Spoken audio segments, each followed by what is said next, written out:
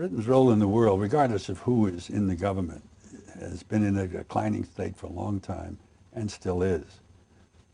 My opinion, and that of a number of people sort of in the government, but it's my opinion, as long as they hold off becoming a part of Europe in a very sustained way across the whole border, currency and everything, they're going to continue to decline and will be more and more a small island nation with a big past.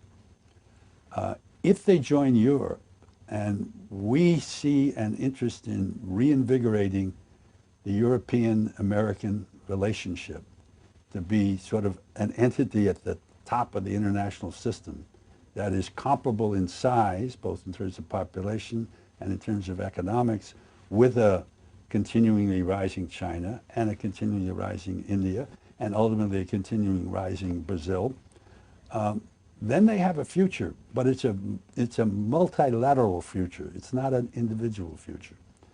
If they don't do that, if they stick with the Tory government's idea that they should be hands-off about Europe except for some things here and there, I think they're a diminishing power in the world. And the idea that there will be a special relationship between the U.S. and Britain will begin to fade. The more likely special relationship, if there has to be one, between us and just a nation in Europe, is going to be between us and Germany. Germany is once again by far the most powerful and prosperous and successful country in Europe. And we have to keep that in mind as we go forward.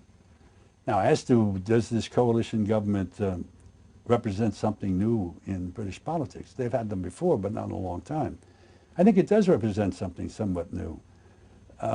The two old parties, Labour and the Tories, have lost a great deal of trust and allegiance from the British public. The British public is ready for more than a two-party system. They're ready for a more European system of a number of parties.